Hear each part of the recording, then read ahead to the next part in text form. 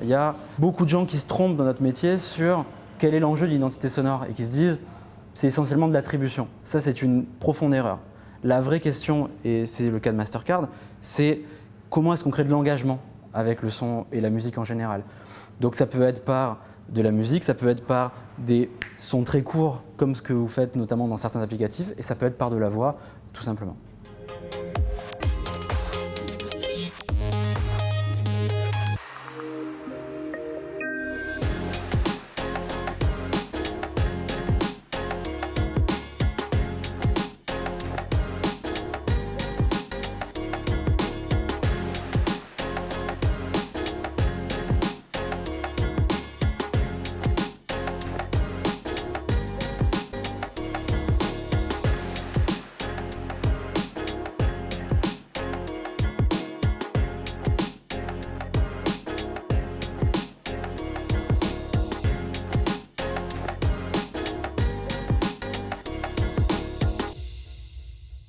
Depuis quand l'identité sonore et la voix est un sujet pour vous? Alors sans jouer les historiens de notre métier, depuis les années 50-60, il y a des associations entre musique et marque, en publicité, en point de vente. Ça, c'est pas nouveau.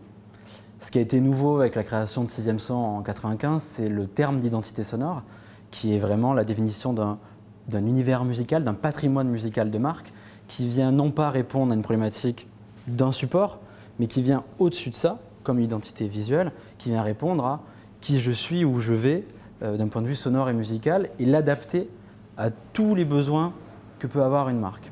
Ce qui a changé ces dernières années, et encore plus avec la digitalisation, la dématérialisation, c'est que le nombre de supports a sensiblement grandi. Pour répondre à la question sur la voix, nous, on s'occupe des voix des marques depuis quasiment la création de Sixième Son, que ce soit pour incarner la voix en publicité télé, en publicité radio, même sur un répondeur téléphonique. La question de la voix et de la bonne voix pour une marque, elle est là depuis toujours.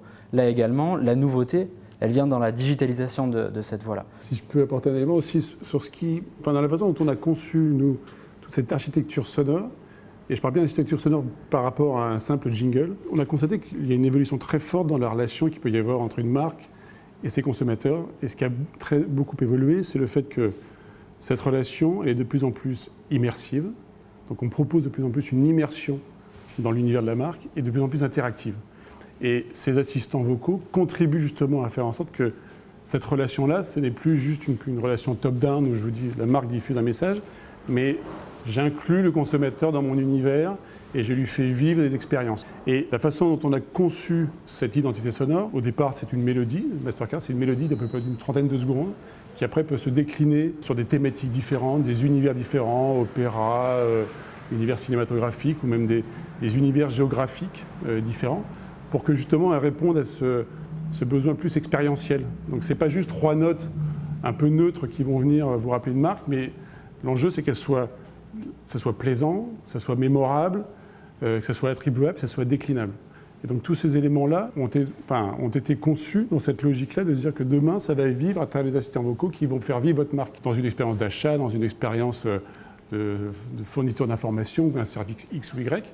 Et de ce point de vue-là, l'entité sonore se doit d'accompagner ça autrement et de façon plus riche que la simple signature sonore pour vous reconnaître. Laurent, j'imagine que vous dites aux marques qui viennent vous briefer qu'elles ont toutes besoin d'une identité sonore et d'une voix. Ça serait bien, ouais. En réalité, il faut revenir à quoi ça sert, une identité sonore. À partir du moment où une marque a besoin de créer de l'engagement, et je crois que c'est le cas de toutes, et que le son est partie prenante, alors oui, il y a un besoin qui est évident. Moi, je dis toujours à nos clients qu'on est là pour permettre aux marques d'être mieux identifiées. Ça, c'est le b.a.-ba de l'identité sonore. Mieux compris, ça, c'est déjà différent. C'est utiliser le son et la musique comme un langage, ce que c'est en réalité. Et mieux aimer. Toute marque est une marque, ce qu'on appelle nous dans le jargon B2C, avec une relation directe avec le consommateur, à un moment, risque d'avoir besoin d'avoir une dimension sonore dans sa présence, au risque que ce soit les intermédiaires ou ceux qui fabriquent ces assistants vocaux qui justement prennent la relation client et vous enlèvent de l'équation. Sur l'identité sonore, oui, et une voix aussi. Alors la voix, c'est un peu plus particulier. Encore une fois, par rapport à notre problématique chez Mastercard, nous, l'enjeu, il était d'avoir une identité qui soit vraiment universelle et qui résonne dans le monde entier. Donc, de ce point de vue-là, on est plus parti sur une musique, une mélodie, des notes, plus qu'une voix, parce qu'une voix, tout de suite, ça oblige à avoir des accents différents, des sonorités différentes.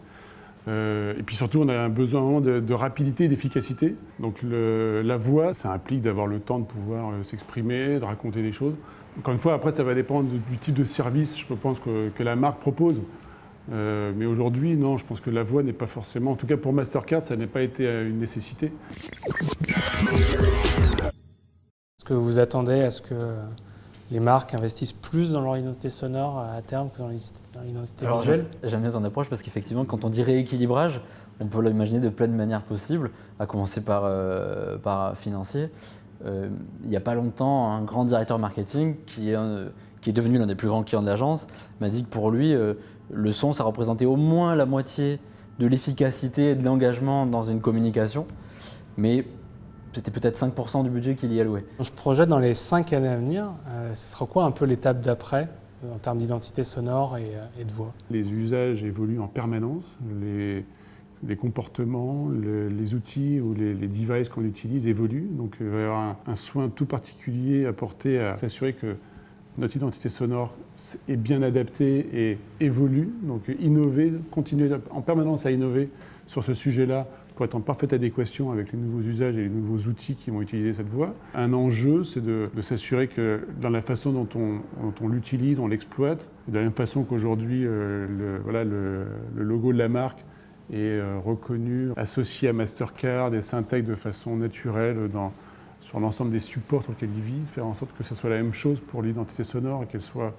qu'elle vienne de façon naturelle, cohérente, forte dans la façon dont on la déploie. Ce qui est de l'avenir du son en général, c'est la relation à l'intuitu personnel, la relation à l'intime presque est forte avec l'interaction homme-machine. Et ça, pour le coup, c'est des vrais sujets qu'on traite aujourd'hui mais qu'on va traiter encore plus demain. La capacité qu'on va avoir à être sur ces sujets-là qui ne sont directement avec l'objet et comment on entre en relation avec ça. Donc finalement, ça fait un champ des possibles assez vaste, mais avec toujours le même besoin qui est au-dessus de tout ça, quelle est la plateforme que les marques souhaitent véhiculer auprès de leurs différents publics. Ouais.